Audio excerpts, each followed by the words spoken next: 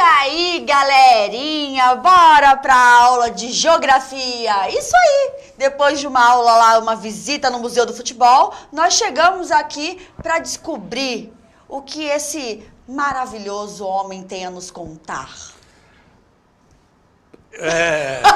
Bom dia a todos aí, alunos, professores. Eu que eu fiquei pensando, eu falei assim, que eu lembrei, e eu esqueci de falar no sexto ano, que ontem foi o dia do profissional da educação física. E a professora Juliana é a professora de educação física. Então, uma salva de palmas aí para a professora de educação física que fez aí, só uma homenagem, fizeram aí uma homenagem especial para ela. Pediram para ela fazer 30 flexões, lá na sala, e ela fez as 30 flexões. Claro. Ela está de parabéns. É uma homenagem que prestamos aí para a professora de educação física. Muito obrigada, muito obrigada, amigo. Então, na hora que precisar, a gente está sempre homenageando. Então, pessoal, é o seguinte, vamos ter aí uma aula sobre globalização, primeira parte, as fases da globalização, e a professora Juliana vai falar o que nós vamos trabalhar hoje. Vamos de habilidade da nossa aula EF07GE19. Aplicar conhecimentos geográficos para identificar fenômenos socioespaciais representativos das primeiras fases do processo de globalização em diferentes lugares. Unidade temática: mundo do trabalho. Objetos de conhecimento: produção, circulação e consumo de mercadorias. Exatamente. Vamos que vamos. Vamos que vamos, e vamos ter um vídeo falando aí sobre a ODS 10, redução das desigualdades, que tem muito a ver com a globalização. E daqui a pouco a gente volta.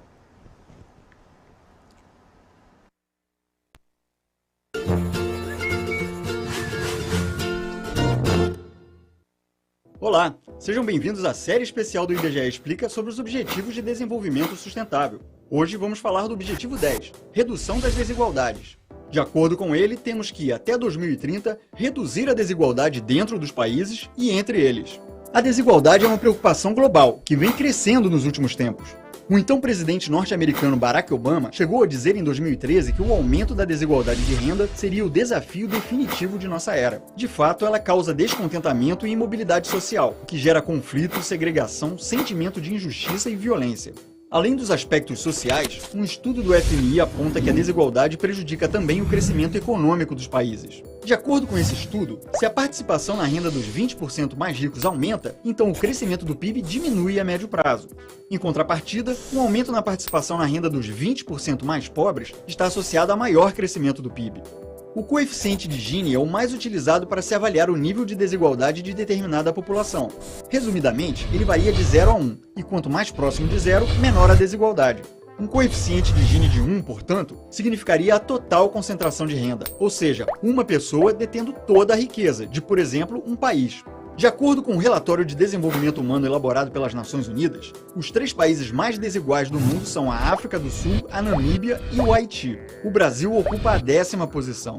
Para ficar mais claro, imagine que estas 10 pessoas representem todo o Brasil e estejam alinhadas de acordo com a renda. Esta representa os 10% com maiores rendimentos e esta os 10% com menores rendimentos. Utilizando dados da PNAD Contínua 2016, se pegássemos R$100 e distribuíssemos entre elas, esta ficaria com R$ 43,40 e esta com 80 centavos.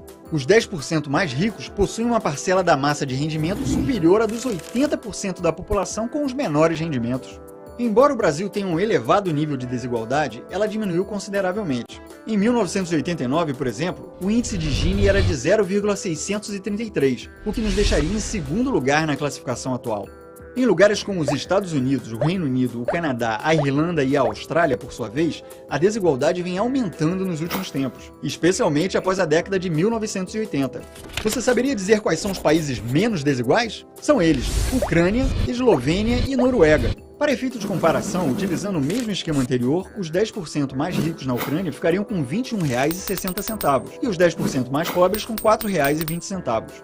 O ODS 10 também almeja reduzir a desigualdade entre os países. Se pegarmos o PIB baseado na paridade de poder de compra de todo o mundo, segundo o FMI, veremos que todo o continente africano responde por 5%, apesar de contar com cerca de 16% da população mundial. Ao passo que a Europa tem 20,97% do PIB com cerca de 10% da população mundial. China, Estados Unidos, Índia, Japão, Alemanha e Rússia, somados, representam 51,72% de todo o PIB mundial. Deixando de lado os aspectos econômicos, a desigualdade entre países também envolve a participação na governança global. A tomada de decisão em importantes instituições internacionais, como o Conselho de Segurança da ONU, o FMI e o Banco Mundial, não reflete a realidade contemporânea, pois dá um peso desproporcional aos países desenvolvidos. Por serem instituições cruciais na construção da ordem internacional, é fundamental que seja assegurada uma representação e voz mais forte dos países em desenvolvimento, a fim de produzir instituições mais eficazes, confiáveis, responsáveis e legítimas. Um mundo com mais igualdade é um mundo melhor. Se você gostou do vídeo, curta e compartilhe, e não deixe de acompanhar os outros 16 objetivos aqui no nosso canal. Até a próxima! Bom, então a gente vendo os dados desse vídeo, a gente vê claramente, né, que essas desigualdades que acontecem não são só locais, elas também são regionais e também são globais, né? Então, apesar da palavra globalização dar aquele sentido de global, de que está todo mundo no mesmo patamar, isso aí não acontece, até porque nem todos os países, né, fazem parte aí da globalização, né, e desse louco movimento aí do comércio, tá certo? Nós vamos passar por fases aí da globalização, e nós vamos começar mostrando a primeira fase da globalização, que mais ou menos em torno aí do século XV, né, com o início aí das grandes navegações, até mais ou menos aí o século XVIII, principalmente meados do século XVIII, com a entrada aí da Revolução Industrial, né? E a gente tem uma imagem aí de uma caravela, né, que é chamada aí de caravela redonda, né, originária aí dos mouros, né, que vieram lá da região do Oriente Médio, passando aí pelo continente africano, né, chegando até a Península Ibérica, na Europa, né, e trouxeram aí, logicamente, a sua cultura, né. Então, quando a gente fala dessa fase de globalização da primeira, a gente vai, logicamente, ver esse período, né, que inicia-se nas grandes navegações, que, logicamente, não se falava, né, e nem se conhecia essa denominação aí de globalização. Mas os aspectos, né, de introdução nesse período, ele é muito parecido com os aspectos que nós temos hoje, nessa questão aí de globalização que envolve, né, comércio entre continentes. E isso já via bem antes até da questão aí, né, do início do processo das grandes navegações. Na realidade, as grandes navegações, ela deu um up para isso, né? Ela sai lá daquele, né, mundo dos continentes antigos, né, a Europa, a África e a Ásia, e parte para o novo continente, que é o continente americano, né? E posteriormente a isso, se tem lá o conhecimento do novíssimo continente, que aí é a Oceania, tá certo? Então, esse breve período aí, que aí se alonga posteriormente aí com as grandes navegações, proporciona aí, né, esse intercâmbio comercial entre os continentes, tá certo? E aí a gente tem um exemplo aí, os caminhos para a Índia, né, que nós temos aí as rotas da seda, as rotas do comércio dos europeus perante aí países, né, da Ásia, né, que é conhecido aí como caminhos para a Índia, né, o que está em vermelho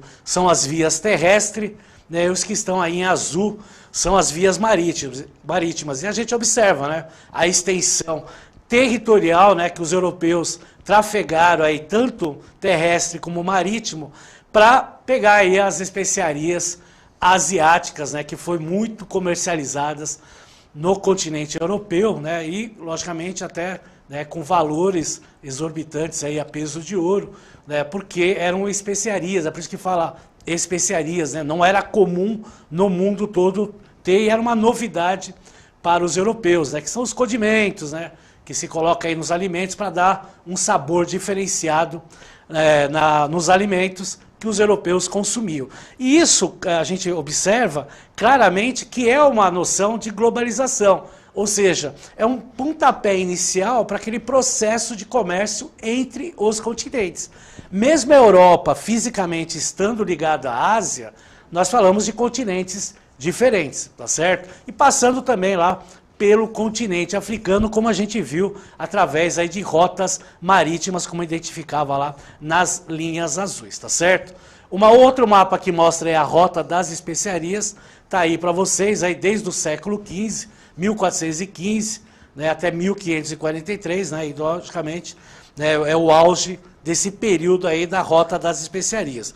E a gente vê lá, né, que pega aí, abrange todos os continentes, com exceção do novíssimo continente que vem bem posterior, né, mas já tem lá uma faixa verde no continente americano, né, mostrando a região do Brasil, né, a circunnavegação que se fez aí do continente africano dos europeus indo para a Ásia em busca de especiarias e, obviamente, de diminuição, né, do custo, né, porque passando pelo Mediterrâneo, eles tinham lá um custo maior, por incrível que pareça, né?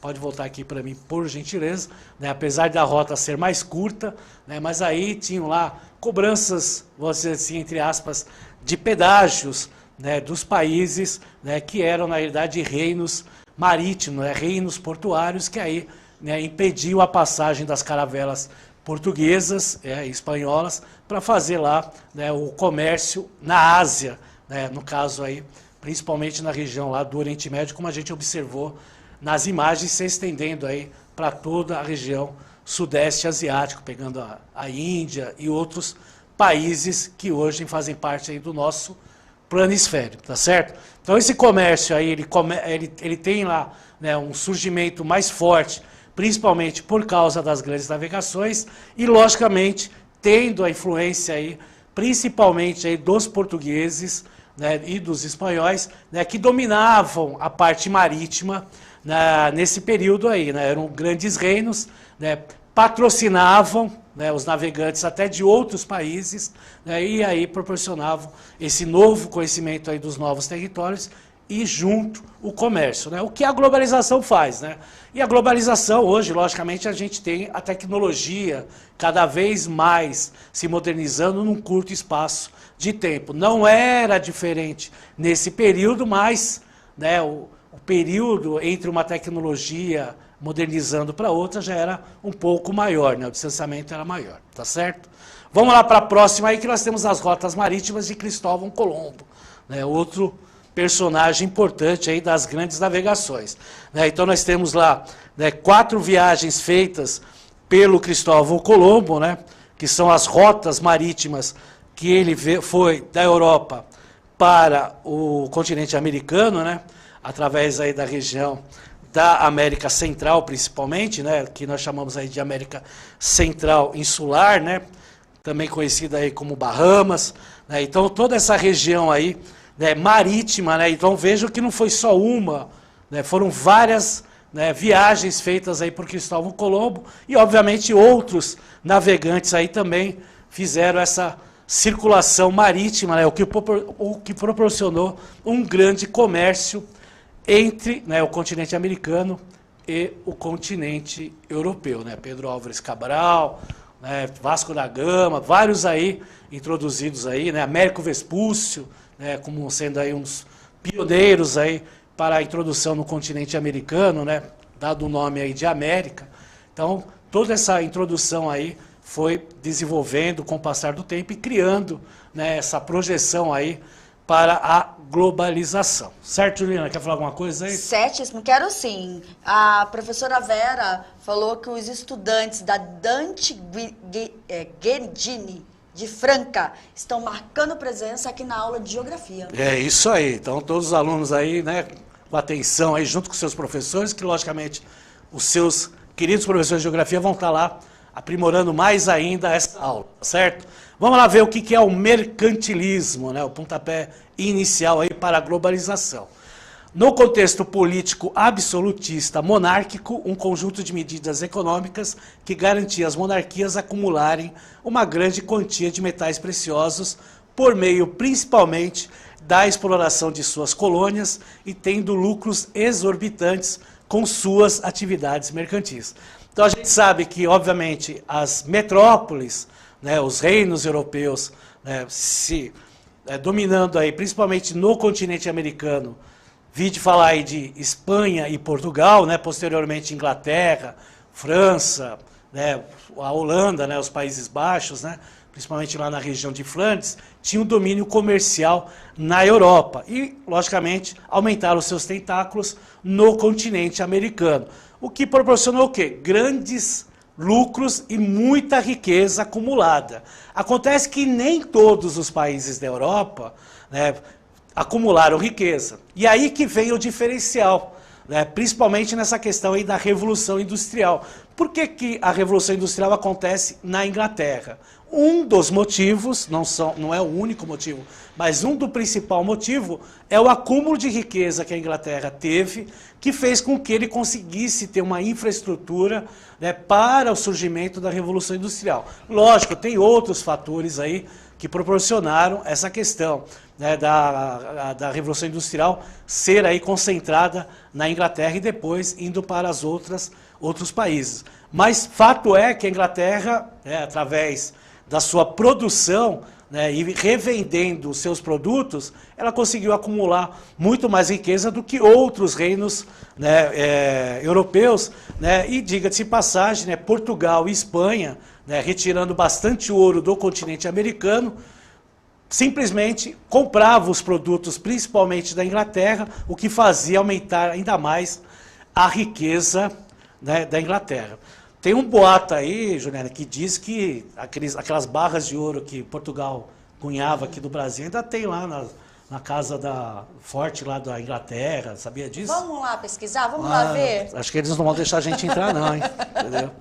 Vamos lá ver. Chega lá e fala que nós somos professores aqui do estado de São Paulo. Daí... Eu acho que vai ser pior ainda. Vamos lá, características do mercantilismo. Vamos lá, então vamos lá, acompanhe na tela. Metalismo. Então a nação mostrava aí sua riqueza através da quantidade de metais preciosos que possuía, principalmente aí o ouro e a prata, né? Muito retirado aqui do nosso país e dos nossos vizinhos. Balança comercial favorável. Basicamente é exportar mais do que importar ou vender mais caro o que se comprou, tá certo? Então, ó, a balança comercial tem que ser bem explicada, assim. Quem compra mais do que vende vai ter uma balança comercial negativa, né? Então, ou seja, vai ter um déficit, ou seja, vai ficar devendo mais. Agora, quem acaba vendendo mais do que compra, né, ele vai ter uma balança comercial positivo, que nós chamamos de superávit. Era o que aconteceu com a Inglaterra em relação aos outros reinos. Por isso, né, esse ápice aí da industrialização, né, esse novo patamar histórico que acontece na nossa sociedade mundial em relação à Inglaterra, tá certo? Vamos lá voltar lá para a tela.